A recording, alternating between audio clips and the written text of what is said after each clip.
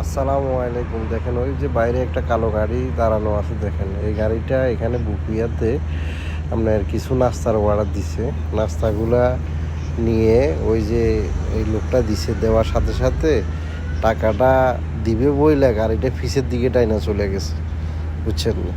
তো আসলে প্রবাসেও এখন বর্তমানে ব্যবসা বাণিজ্য করতে খুবই ক্রিটিক্যাল হয়ে গেছে। কারণ কি, আপনার নাস্তা এখন আপনার বিভিন্ন ধরনের মাল সামান এখন নিয়ে অলরেডি মানে গাদ্দারি করে চলে যায়। তো এগুলো আসলে কিছু বলারও থাকে না, কিছু বলাও যায় না। আর এগুলো নিয়ে ধরেন বিভিন্ন ধরনের মামলা করতে গেলেও বিভিন্ন ভোগান্তি ভুগতে হয়।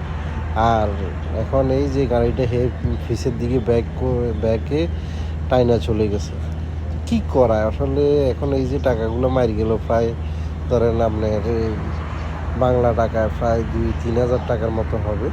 তো এইভাবে মায়েরা চলে গেল। তো এখন আসলে কিছু করারও নাই, কিছু করা এখন কি করবে? এখন কি এই গাড়িটা কি টাইনায় ধরে রাখবে?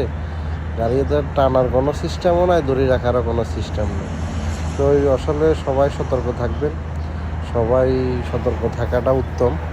কারণ কি, যে কোনো সামান দেওয়ার আগে টাকা নিয়ে নেবেন, টাকা নিয়ে তারপরে সামান দিবেন। এটাই হলো যে সবসাথে বড় কথা। আর আগে তো টাকা দেয় না, তারপরেও বিভিন্ন সিস্টেম করে মালিশ টালিশ বলে বিভিন্ন সিস্টেম করে টাকাটা আগে নিয়ে নেওয়ার চেষ্টা করবে। এ আর কি, না হলে আসলে টাকাগুলো মার যায় বেশিরভাগই। তো এইভাবে আমার সাথেও হয়েছে অনেকবার আমাদের বাকালাতে। তো আপনারাও সতর্ক থাকবেন এভাবে।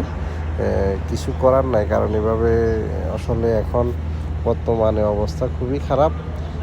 কার টাকা কে মেরে দেয়, কার টাকা কে নিয়ে যায়, তার কোনো ঠিক ঠিকানা নাই। এই আর কি। আসলে এখানে আপনার একটা জিনিস কি, ব্যবসা করতে গেলে কিছু টাকা মায়ের যাবে, এটাই স্বাভাবিক। কিছু টাকা মায়ের যাবে, এটা আফসোস করার কিছু নাই।